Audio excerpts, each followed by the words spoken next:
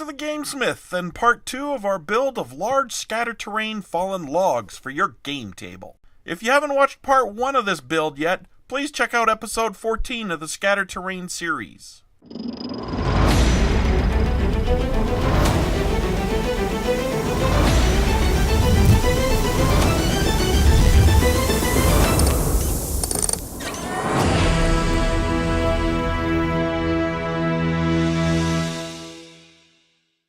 Now that our build that we painted with our Mod Podge and acrylic paint mixture is dry, we're ready to move on. We're going to start with our fallen log by painting it 2 tones of brown. I prefer to use a dark and a lighter brown, but if you want to use a different palette, I suggest you use at least 2 different tones of the same color. To highlight our bark, we'll add a tan to dry brush our build. We start with the dark brown, and the painting strategy I'm going to use is to get about 80% coverage of the build. Don't worry about getting in between all the cracks of our texture. However, you might want to make sure that you get brown into the spaces between our shelf fungus. Also, if you've chosen not to base your build, make sure that you paint the bottom as well. There is an advantage to not gluing your fallen log to a base. You can use opposite sides of the log so that it looks different on the table. However, I do plan on basing this log, so I'm not concerned about covering the bottom. Also, don't worry about getting paint inside the ends of our log. You might want to preserve the illusion of shadow inside that way. Once the first dark brown layer is dry, we want to switch over to our lighter brown. My suggestion for application of the lighter brown is that you only paint the highest surfaces, those parts of the log that actually stick out the most. When it comes to the light brown, in this particular case, we're going to observe the philosophy that less is more. We need to let the paint completely dry before we move on. Next, we're going to highlight the surface of our fallen log by dry brushing it with tan.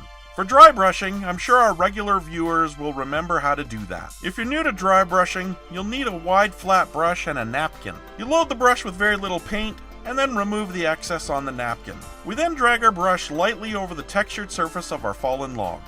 You can instantly see how these surface features we created with the aluminum foil just leap off the build. We want to make sure that we're just brushing over the minute surface textures. Don't glob or smudge the paint onto your build.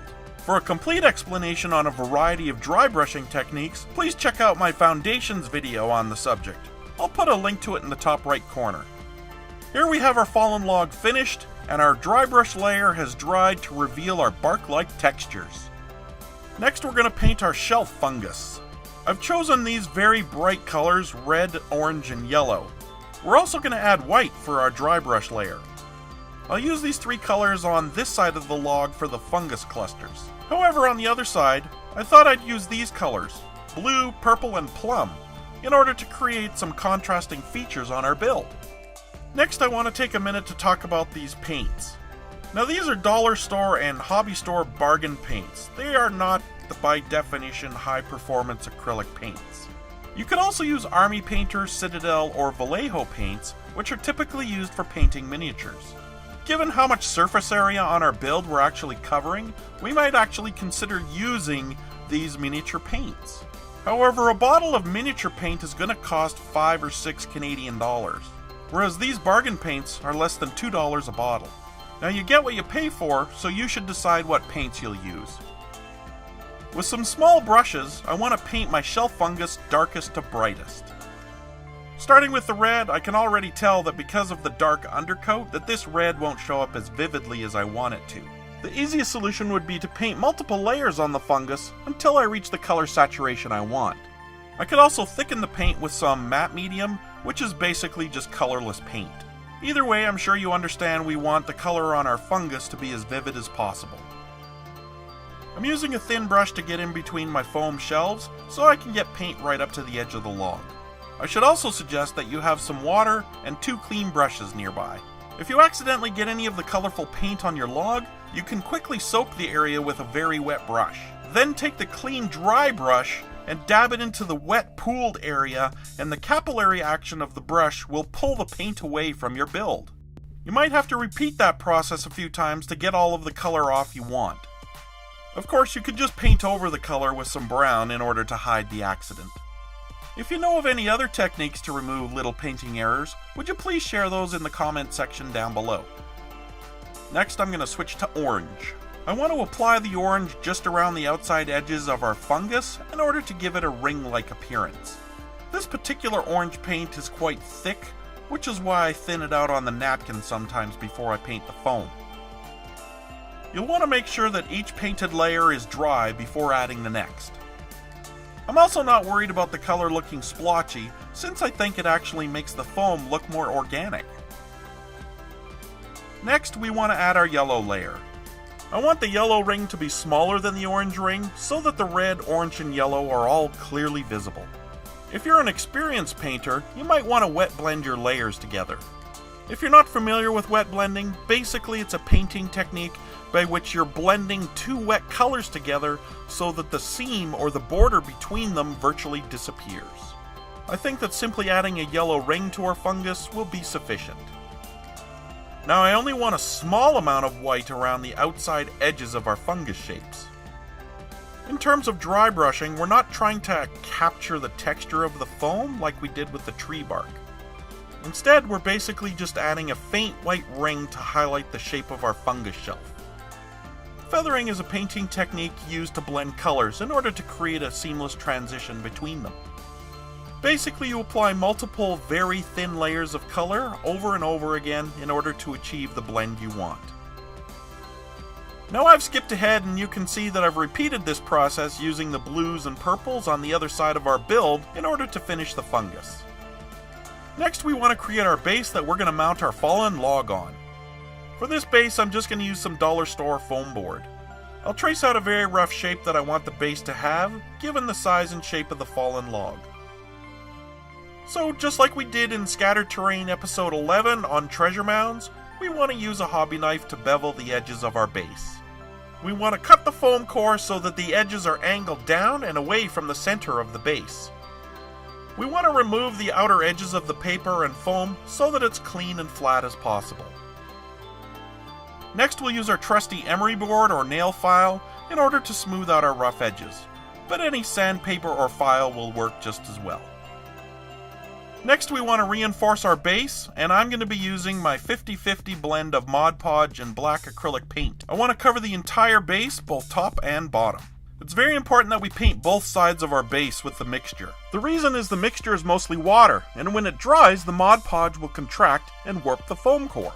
However, if we paint both the top and the bottom, the foam core will remain flat instead of warping. Next, we want to decorate our base.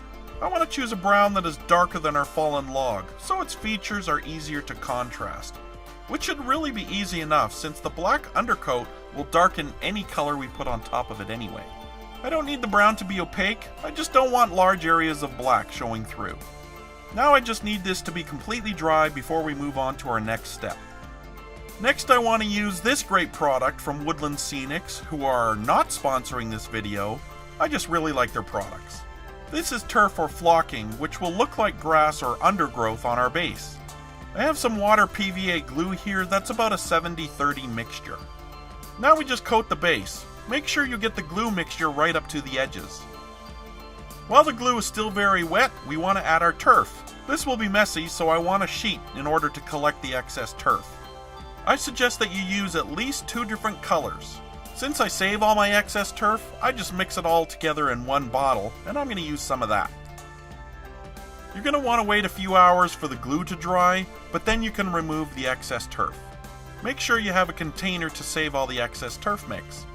I can brush off the clumps with my finger, but I really should be using a soft paintbrush for this. I don't want any of the turf to come off, especially at the game table. To that end, we'll reinforce the hold on the flocking with some 50-50 water PVA glue mixture. That mixture is usually watery enough in order to put in a spray bottle, but different bottles have different nozzles, which may require the glue to be thinner than 50-50. I'll typically only use a spray bottle on a very large surface. I think I'll just pour the 50-50 straight out of the bottle and spread it around with a cheap brush. The mixture will flow outward and spread over the surface. Make sure to get the edges, since those typically get the most abuse at the table. A few areas of turf have been lifted to reveal the brown below. I can leave those or cover them with the excess turf that I removed earlier. It's also helpful to raise your base off your workspace surface so you don't accidentally glue them together. Then we have to wait for our base to be completely dry. Next, I want to position my fallen tree in order to identify where I can add some more details to my base. A pile of rocks should be easy enough to make. Just put down a glob of PVA glue and sprinkle some fish tank rocks on top. Then, put another glob of PVA glue on top of that in order to seal it all in. We should check our spacing with the fallen log again so that we don't crowd it with extra features. Again, some PVA glue and fish tank rocks will create another rocky mound. You can add as many or as few extra features as you prefer. After a few hours of drying time, we can remove the excess rocks and then paint them. As with all other rocks we've painted here at the GameSmith, we'll start with a black undercoat. Normally I'd use a Mod Podge and paint mixture in order to secure the rocks, but with all the PVA glue we used to attach them in the first place, we probably don't need it. While you're painting, make sure you don't get any pigment on the turf. Next we use a dark gray without trying to get the paint down into the dark spaces between the rocks, so they can act as shadows. It helps to treat this painting almost like dry brushing, but with more paint loaded into your brush. Speaking of dry brushing, rather than using white, I think I'll dry brush this just using the light gray. Next I want to add some plastic plants that I found at the dollar store to our build.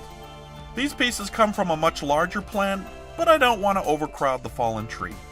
I'll use a glue gun to attach these plants, but I need to be careful since the hot glue will actually melt the plastic. I can use the cracks in the rock in order to hide the base of the plant and create the illusion that it's growing up through the rocks. I just want to place my fallen tree again in order to double check that everything fits together just fine. But before I glue the fallen tree down, I want to add one more step. I want to use this Colia green shade from Citadel as a wash on these leaves in order to disguise the plastic sheen on the plants. You can use any shade or wash you want, or you could skip this step entirely. I'm putting the Citadel bottle inside the spray paint lid in order to help avoid accidentally spilling the bottle. You'll find that the little cup inside the lid fits the Citadel bottle perfectly. I'll paint the leaves very lightly since the wash will flow into the natural recesses quite easily. I'll wait for the wash to dry and then finish the build. Finally, we'll complete our build by attaching our fallen log to the base. I could use this E6000 that I got on sale at a craft store, or I could use goop or any other heavy glue. You absolutely don't want your fallen tree to separate from its base while at the game table. After all, the piece is most likely to be picked up by the tree itself rather than by the base. If any of the glue squeezes out of the bottom, just pour a spoonful of turf under the log in order to hide the glue. If the glue you're using dries clear, you could probably skip the extra turf, but that's up to you. And when everything is dry and secure, our build is complete! I may have tried to cram a few too many features into this build, but I got the result that I wanted. I hope out of all of that there were a few techniques or ideas that will help you with your own terrain building. If you'd like to support what we're doing here at the GameSmith, please hit the subscribe button. If you're already a subscriber, please leave a comment and a thumbs up. Clicking that little button will help keep the gladiators off my back. You might also check out our supply list and our blog at thegamesmith.org. Our next video deals with hedgerows or bocage, so you may want to alert your wargamer friends. Until next time, I'll see you at the table.